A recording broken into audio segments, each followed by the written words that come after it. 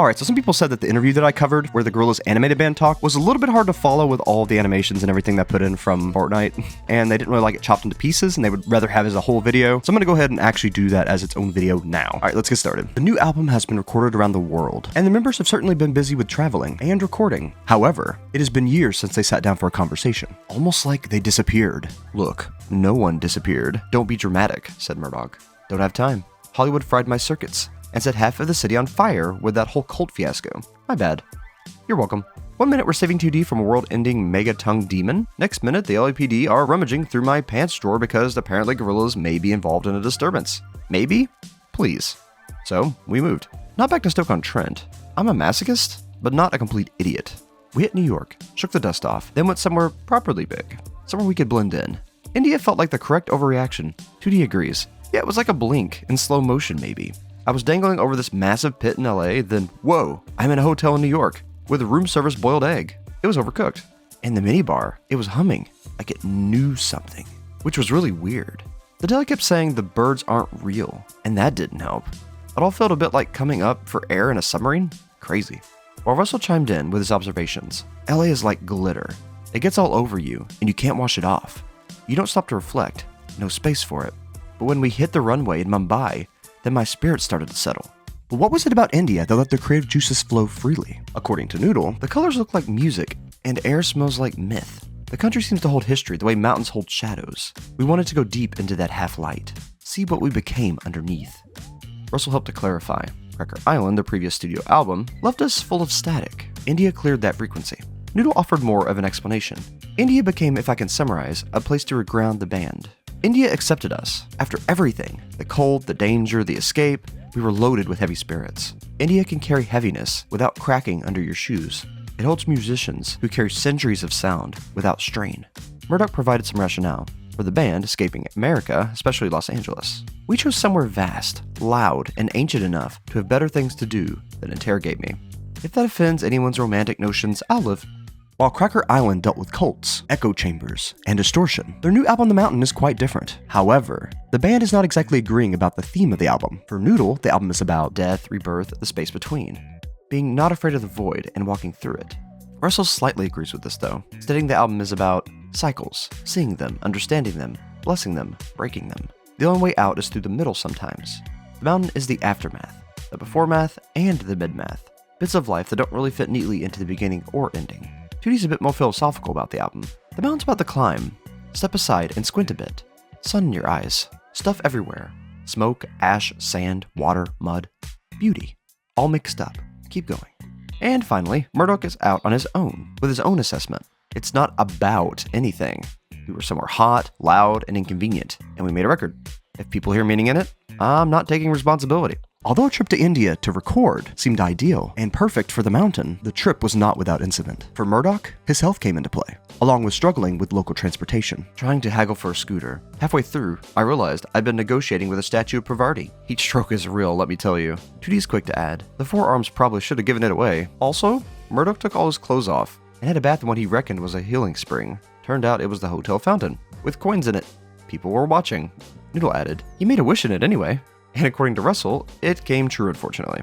But Murdoc is clear. The trip to India was essential, given everything that happened in LA, and with the last album. The thing with catastrophe, why does it always end with bloody paperwork? Not exactly my love language. Fight off a cult monster, red eye to the Big Apple, then suddenly you're filling out hotel check-in forms with a fake name you can't remember how to spell for people who absolutely do not deserve an explanation. But when the world flips upside down, you don't sit around going, oh, I wonder what my next creative phase is, darling. You get out of there. Weirdly, the minute we squelched out into the heat of Mumbai, something clicked. We weren't just running from something, we were running towards something. A big something. Turned out to be this mountainous something. Which brings us back to the new album, The Mountain. The band came together after a few years apart to create something very special, thought-provoking, and quite emotional, not to mention some fine music. According to Noodle, the band was never really apart. We were already together, bruised but aligned. The beginning wasn't a plan, it was the air changing. We sensed it. 2D added, well, I wondered, but not far. I sat on a windowsill, making some bracelets out of these really big threads I got at a market. They were kind of tangled already. The men selling them said they were lucky. I mean, he said everything was lucky, even the cardboard box they were in. And they were.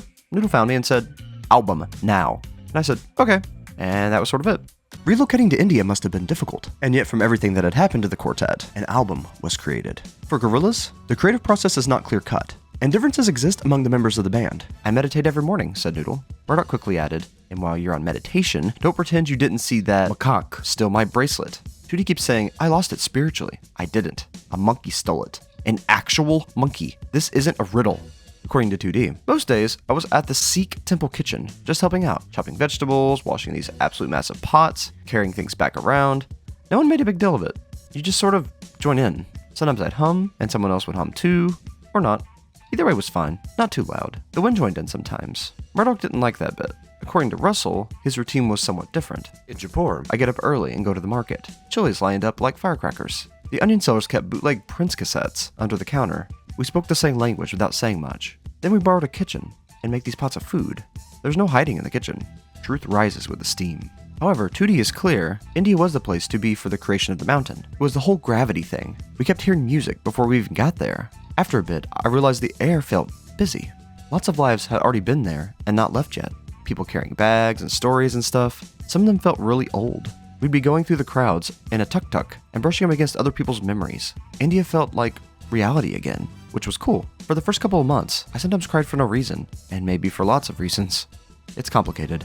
I mean, it was already going on when we got there, in a big way, 2D continued. The music, I mean. It was there a long time before us, and would be there after for sure. Like you wake up and someone's practicing somewhere, or humming, or tapping stuff, while they're waiting for tea. No one's doing it for anyone, but it's just happening. And you know it's really old music, like really, really old. Thousands of years. Living there for a bit made songs feel less like things you make, more like places. You don't build them, you just sort of arrive. Stay a bit, maybe mess something up, then leave again. Doesn't happen often. Russell pointed out, indie music carries time differently. You engage with systems refined over millennia, but applied in the present by beautiful humans with extraordinary skill. That combination mixed with the spirit of India, it teaches patience, discipline, and keeps you wide-eyed. We got grounded, I guess, in a beautiful way. Not by forcing ideas, but by slowing us down enough to hear what was already there, while Murdoc had to add, "Turns out you don't need to play over everything to be heard." Annoying.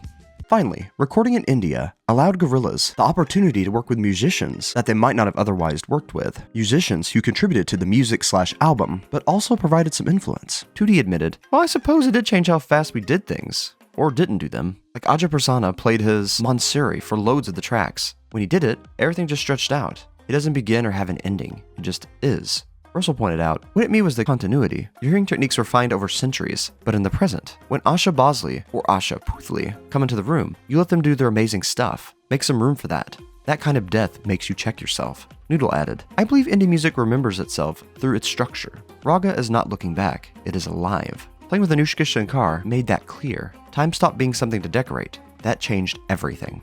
And Murdoc summed it up perfectly. I mean, even yours truly wouldn't argue with a musical culture that has been refining itself for thousands of years. Finally, the band spent a great deal of time with the record, recording, mixing, arranging, but how did they know when they were finished? 2D very practically stated, "This bloody, great, lovely monsoon rolled in. The sky basically said, time's up," while Murdoc is a bit more pragmatic.